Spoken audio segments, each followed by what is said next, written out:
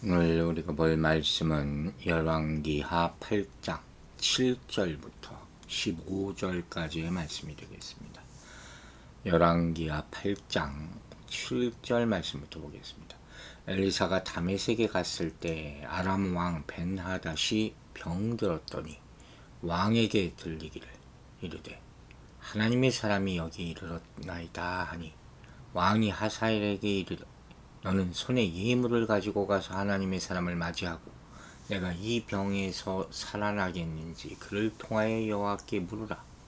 하사엘이 그를 맞이하러 갈새 다메섹의 모든 좋은 물품으로 예물을 삼아가지고 낙타 40마리에 싣고 나아가서 그의 앞에 서서 이르되 당신의 아들 아람 왕 벤하닷이 나를 당신에게 보내 이르되 나의 이 병이 낫겠나이까 하더이다 하니 엘리사가 이르되 너는 가서 그에게 말하기를 왕이 반드시 나으리라 하라.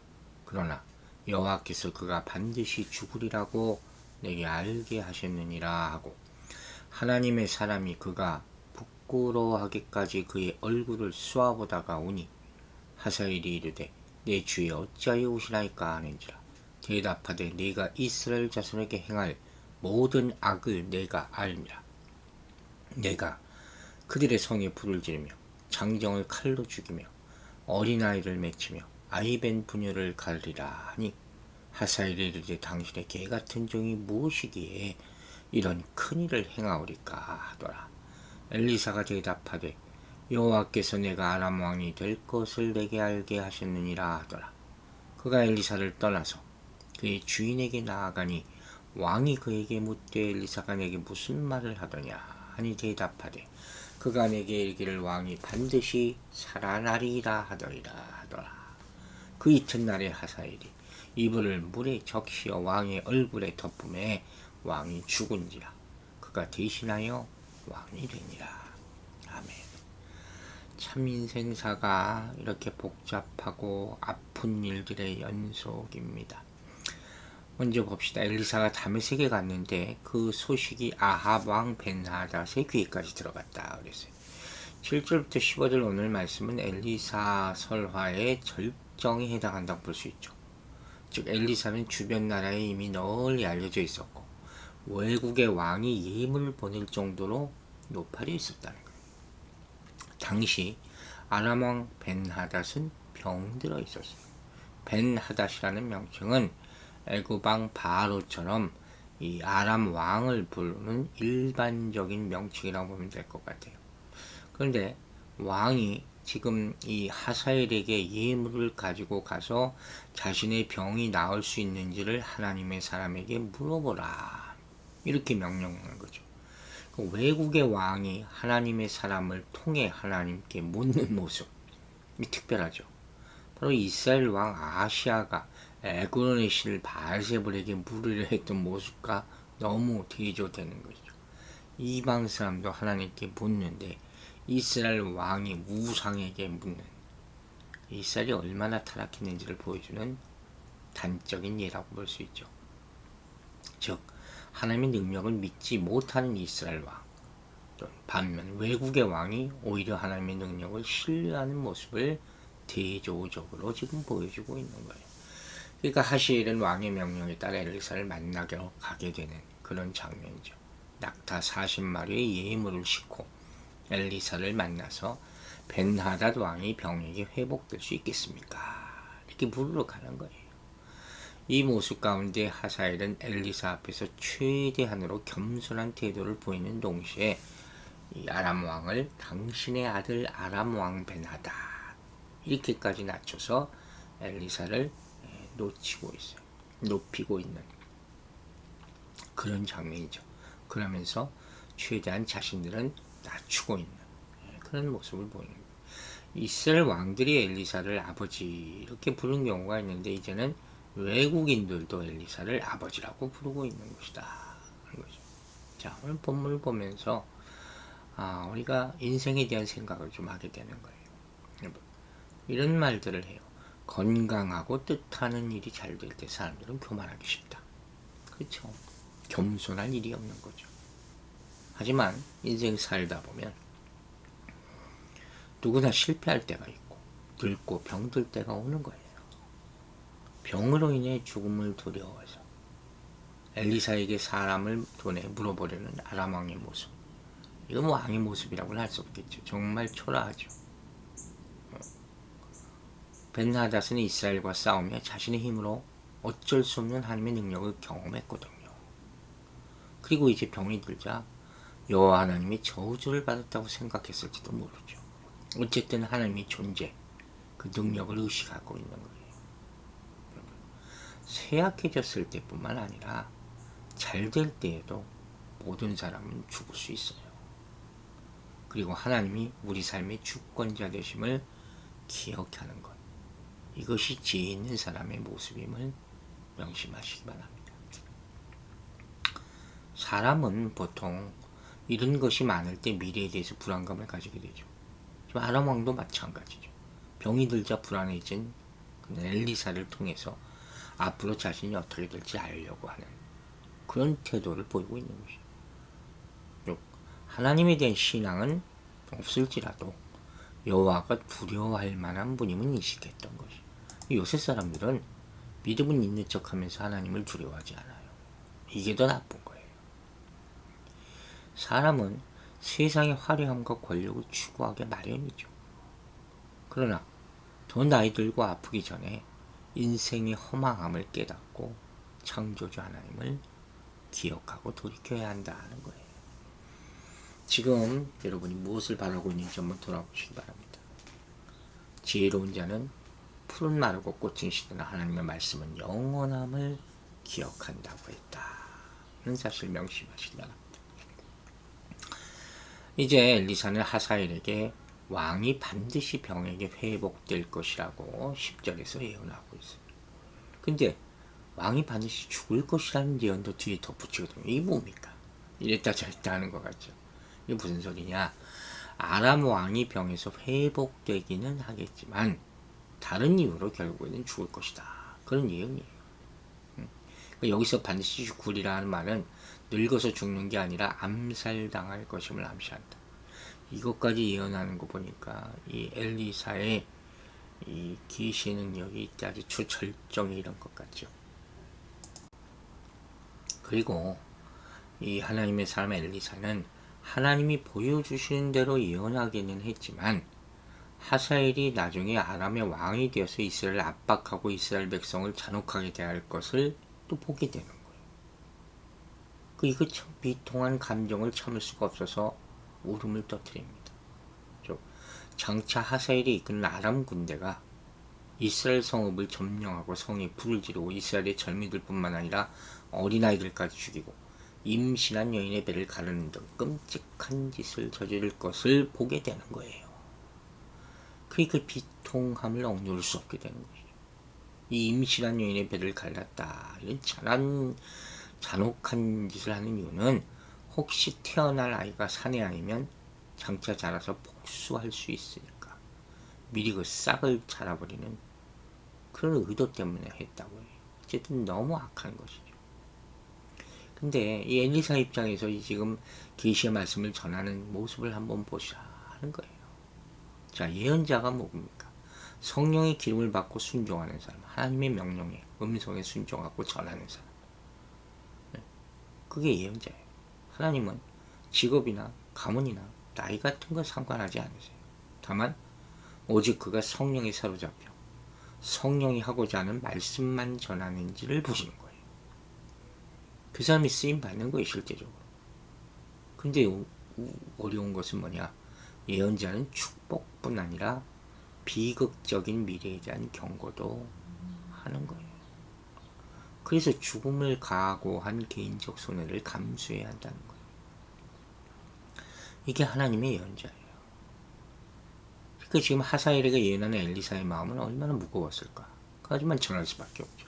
왜? 하나님이 더 두려운 존재이시기 때문에. 이걸 우리는 잊지 말라는 거예요. 앞서도 얘기했잖아요. 뭘 좀 안다 그러지 말고 하나님을 두려워하라는 거예요. 하나님에 대한 경외심을 잃어버리고 하나님보다 사람에게도 좋게 하려는 마음이 클 때 경고보다 축복만 대언하려고 하는 거예요. 이게 거짓선지자예요. 하지만 듣기에 좀 불편해 보이더라도 옳은 일을 하는 사람, 바르게 전하는 사람이 하나님의 선지자라는 것이죠. 그 사명을 제대로 하지 못하면 모두 심판이 이렇게 될 것이다. 에스겔서도 나오잖아. 핏값을 묻겠다. 두렵고 떨리는 말씀.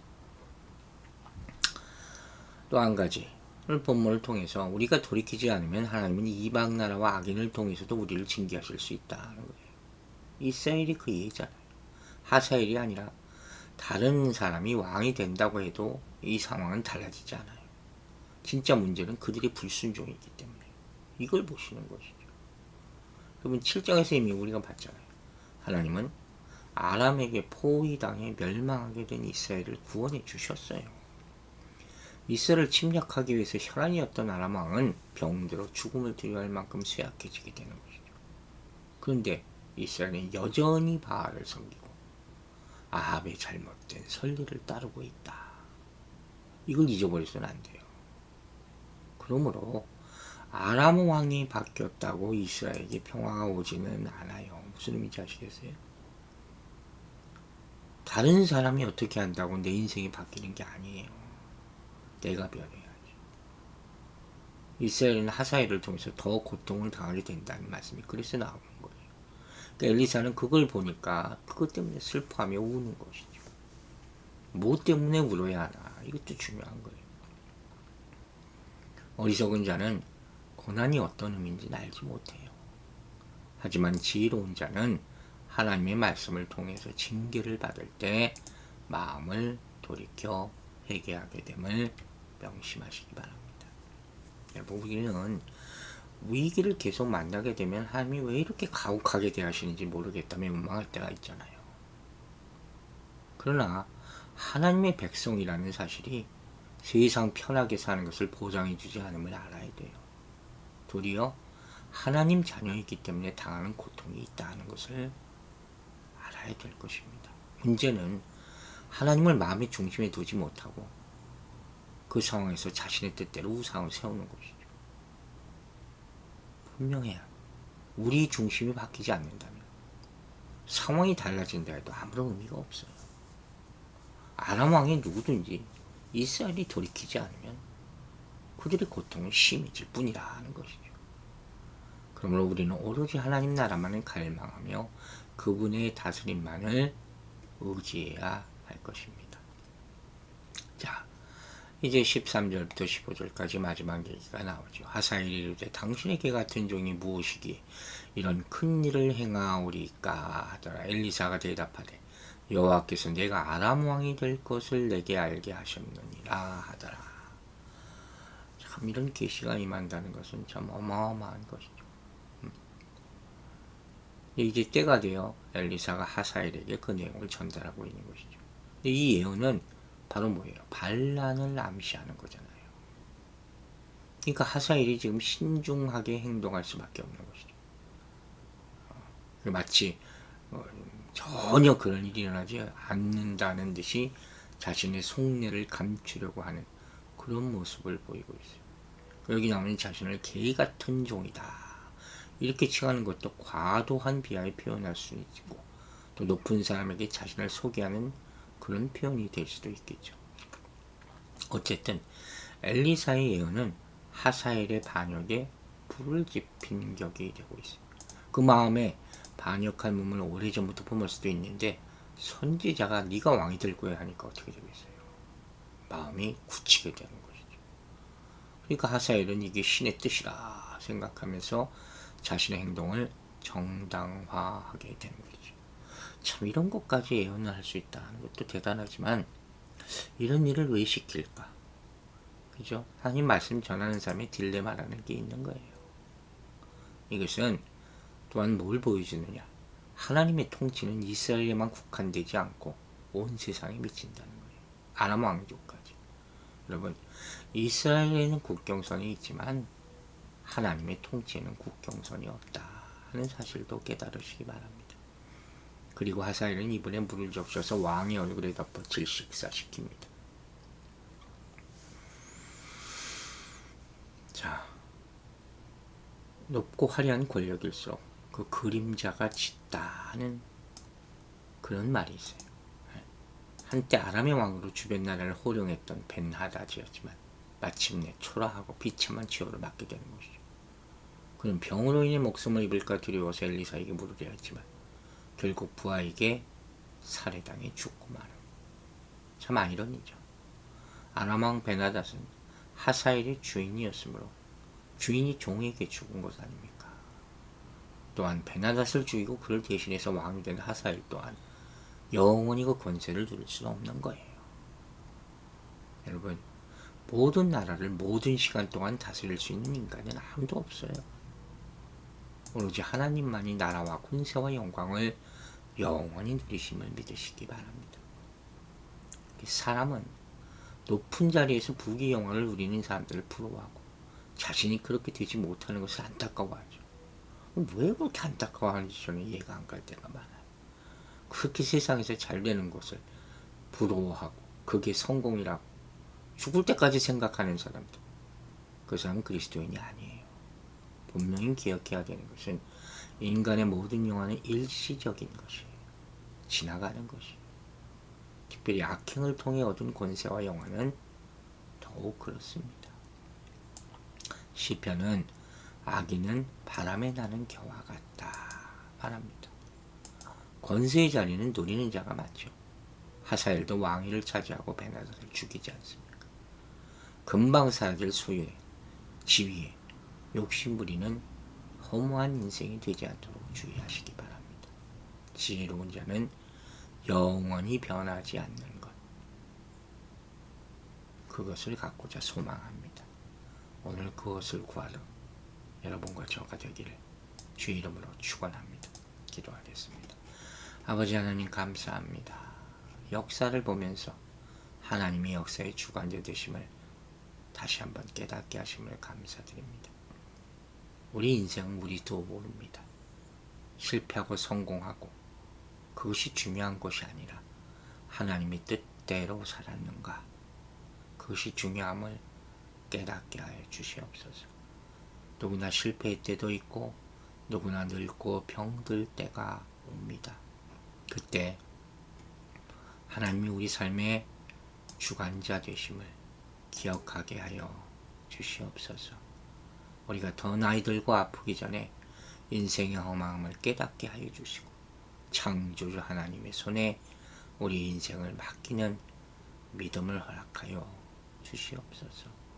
아버지, 우리의 중심을 굳건히 지키고 상황에 따라 끌려가지 말게 하여 주시고 하나님의 권능과 하나님의 은혜에는 국경선이 없음을 깨달았으니 모든 것이 하나님의 뜻대로 이루어지는 그 모습을 바라보면서 즐거워하고 인생의 모든 영화는 일시적이라는 것을 깨달아 이 허망한 인생보다 하늘의 소망을 두며 영원한 것을 바라보며 살게 하여 주시옵소서.